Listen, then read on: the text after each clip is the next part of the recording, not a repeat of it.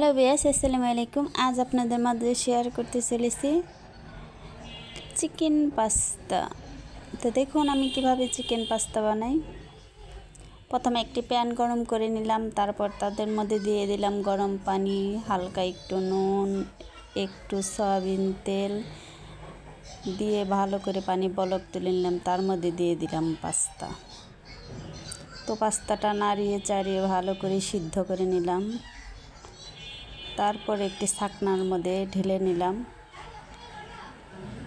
তারপরে একটি প্যান দিয়ে দিলাম, প্যান গরম করে তার মধ্যে দিয়ে দিলাম কুচানো কাঁচামরিচ, পেঁয়াজ। তেলের মধ্যে কিছুক্ষণ ভেজে নিলাম। ভেজে নেওয়ার পরে তার মধ্যে দিয়ে দিলাম চিকেনগুলো।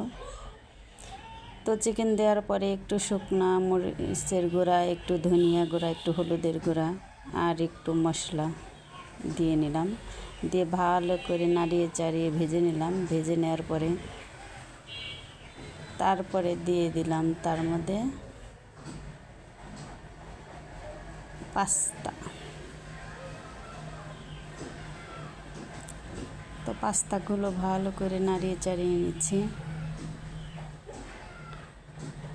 তার শেষ পর্যায়ে দিয়ে দিলাম একটু ধনিয়া পাতা দিয়ে ভালো করে নাড়িয়ে চাড়িয়ে নিচ্ছি। তো আমার রান্নাটা প্রায় শেষ। সকলেই আমার চ্যানেলটাকে সাবস্ক্রাইব করে দিন আর একটি লাইক অবশ্যই করে দিবেন। সকলের নেক হায়াত কামনা করছি। আল্লাহ হাফেজ।